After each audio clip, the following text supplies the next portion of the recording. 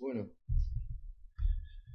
queríamos ser libres y un día se nos dio por escribir. Supusimos que en la escritura encontraríamos libertad completa. Teníamos razón, pero no lo sabríamos hasta más tarde, porque como chicos que se vuelven adultos, dejamos atrás el juego para adoptar palabras que nos admiraban, que nos quedaban sonando un montón de tiempo. Palabras como inspiración, idea, premisa, mensaje. Algunos célebres profetas del sistema de escritura americano apoyaban estos terrores que teníamos, estos terrores de entrecasa. Los libros, los manuales de estos señores, laboriosamente traducidos por los seguidores, nos daban patrones mecánicos y precisos para escribir, moldes para obras sin duda inmortales. Pero cuando vertíamos todas nuestras dudas, nuestras vacilaciones en esos enormes recipientes magníficos, solamente podíamos escribir pavadas. Algunos de estos profetas que estaban en el cine nos llevaron incluso a cambiar a Aristóteles por Egri, entonces la peripecia empezó a llamarse punto de giro. Y si nos venía a poder escribir una página aceptable, nada tenía que ver con los preceptos de todos esos manuales. Estábamos un poco perdidos. Resulta que ni Ibsen ni Chekhov nos habían dejado más que algunos apuntes. Brecht nos daba ese enérgico órgano, pero de aplicación generalmente política. Miller y Williams reconocían su trabajo en el marco exclusivo de la experiencia personal. Beckett y Pinten, bueno, eran genios indescifrables. Y Armando Discépolo, bueno, que nos miraba fijo ahí desde una foto. Bueno, entonces creímos que nuestros mayores, los grandes autores de los 60 y de los 70, eran un grupo de inspirados selectos, tocados por alguna divinidad, mientras que los demás nunca podríamos escribir más que pavadas, trazos gruesos, penosos. Esos maestros habrían nacido escritores, ¿no? Gorostiza habría nacido escritor, ¿no? Y solo podría haber compuesto su obra bajo el amparo de una inspiración que habría de visitarlo de cuando en cuando y un talento de que nosotros seríamos incapaces para siempre. Por entonces, la generación de los autores de los 80 empezó a hablar de cierto señor. En mi caso, Jorge Huertas y Roberto Aguirre, ambos presentes en la sala, comenzaron a descubrírmelo. Poco después, Cartoon me transmitió sin rodeos las doctrinas de este señor. Estas doctrinas consistían en desdeñar dependencia de toda inspiración, mensaje o idea. No. Este señor les había inoculado a esta generación una palabra que ajusticiaba sin contemplaciones a todas las anteriores. La palabra era imagen. Con seguridad abrumadora, este maestro sostenía que los grandes autores de la historia, lo supieran o no, debieron valerse de la audacia constructiva que presupone tener una imagen. Y que el único modo de crear una obra propia era valerse de nuestras imágenes internas, en tanto eran las unidades primarias de nuestra imaginación. Claro, no pude contenerme y lo fui a ver. Ricardo Monti era un tipo de una cordialidad inagotable, depositario de una formación humanística que le impedía limitar cualquier expresión a un asunto puramente técnico. Navegaba permanentemente entre el arte, la historia, la poesía, la música, la plástica y también la política. De manera milagrosa, todo ese saber se volcaba a una fascinación casi enfermiza por el teatro. Y su conversación superaba siempre los límites de la mera docencia, porque provocaba una impregnación sensible hacia las distintas formas de observar el hecho artístico y de producir el hecho artístico. Ricardo postulaba que el pensamiento de la imaginación tiene horizontes más vastos que el pensamiento conceptual, abstracto, común, ¿no? Ya que ese pensamiento conceptual es preexistente y por lo tanto no es nuestro, no puede pertenecernos. Solo estamos repitiendo las palabras que enuncian ese pensamiento. Cuando nos decía esto, sabía con quiénes trataba. Trataba con tipos cuya formación los llevaba a valorar la palabra por encima de todo, ¿no? Veníamos de la cultura de la Biblia, del primer texto escrito que sostiene el principio fue la palabra. terminamos por entender que esta resistencia era nuestra mayor oscuridad. Porque si la creación venía sustentada por la imaginación tenía un pensamiento que no estaba articulado en palabras. Bueno, quizá estaba articulado en un lenguaje que había que aprender, una complejidad semejante a la que se tiene cuando se trata de descifrar un sueño. Finalmente pude desbrozarlos estos dichos y entenderlo un poco más. El pensamiento de la imaginación era, para él, infinitamente más interesante que cualquier pensamiento previo que pudiera uno tener. Empecé a sospechar que si usaba palabras para ilustrar un pensamiento, ese pensamiento no era mío, no debía ser mío. El pensamiento solo podía pertenecerme si se había originado en mi imaginación.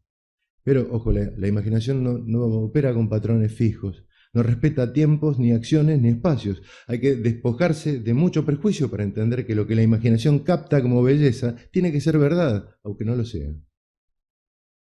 Aunque haya existido o no haya existido. Sentado en un sillón, Ricardo cerraba los ojos. Se cruzaba de piernas, apoyaba la cabeza sobre la mano derecha y escuchaba. Lo hacía con tanta concentración que alguna vez llegué a creer que estaba durmiendo. Pero al terminar la lectura abría los ojos y agarrate. Lejos de dormir se había escuchado cada intención, cada silencio, cada coma, cada intertexto, deliberado o imprevisto. Sus consideraciones podían ser lapidarias sin prurito alguno.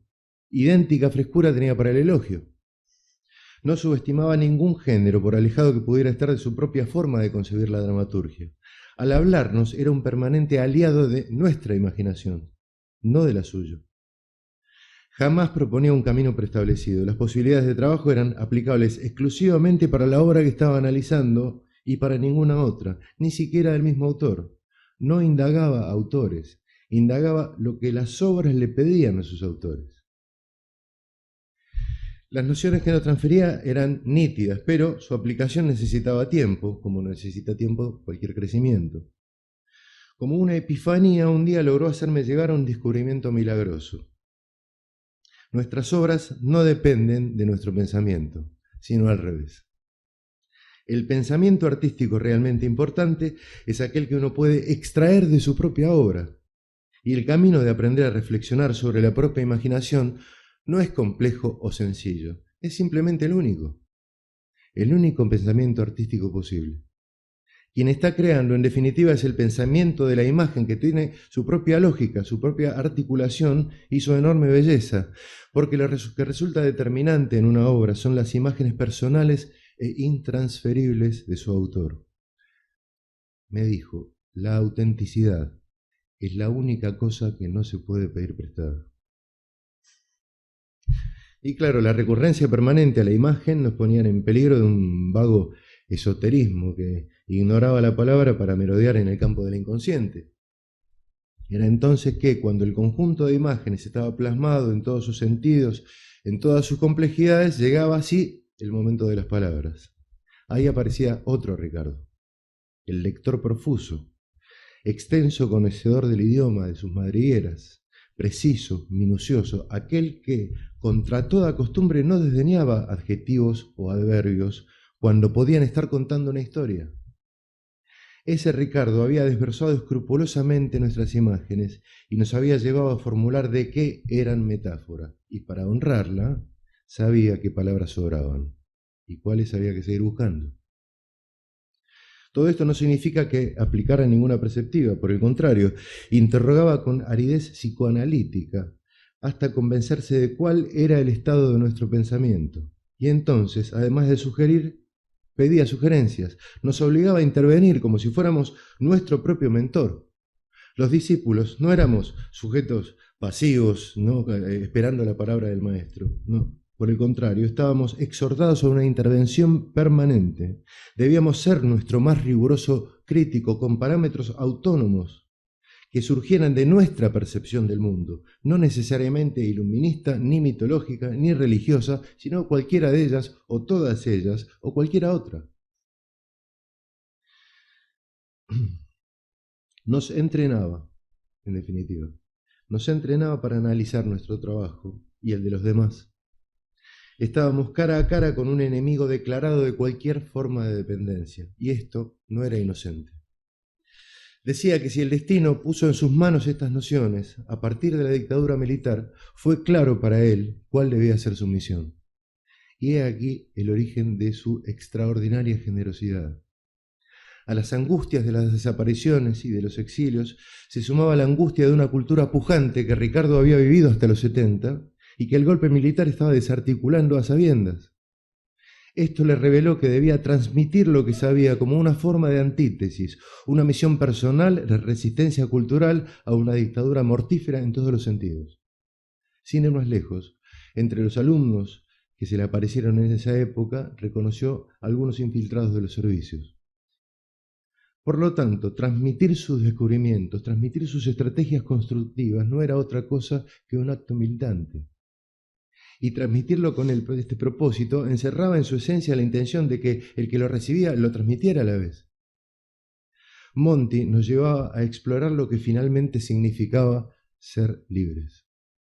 La imaginación aplicada era ya un acto de libertad, y la libertad es un acto riesgoso, porque atenta contra las estructuras seguras, domesticadas, sin sorpresas, en favor de lo inesperado, de lo trágico, de lo trascendente. Cuando lo conocí ya no daba talleres grupales. Para eso hay que desplegar demasiado carisma, me dijo. Ahora prefiero la complicidad de las conversaciones. Y efectivamente era nuestro cómplice, De hecho, era muy generoso para confesar detalles de su propia obra. En 2010, en una de sus internaciones, una de sus varias internaciones, desde su cama del hospital, me confesó que su hija le había enseñado a grabarse en el teléfono y que su progresiva mejoría de salud le había despertado un raudal de imágenes y que creía haber descubierto cómo terminar su interminable novela, aunque uno nunca sabe. En otras palabras, no tenía reparos en confesar sus propias trabas a la hora de crear, en ponerse a nuestra altura, en proponernos que la sabiduría está en la búsqueda mucho antes que en el hallazgo. Hoy puedo decir que aquella entrañable complicidad sigue vigente. Hoy sigue vigente. Ricardo está presente y activo en cada indagación, en cada descubrimiento, en cada silencio elocuente, en cada imagen que se expande, en cada forma caprichosa, en cada ceremonia de interior, en cada engaño de la luz que busca enceguecernos, en cada interpretación productiva de la zozobra. Ricardo sigue siendo nuestro cómplice. Gracias.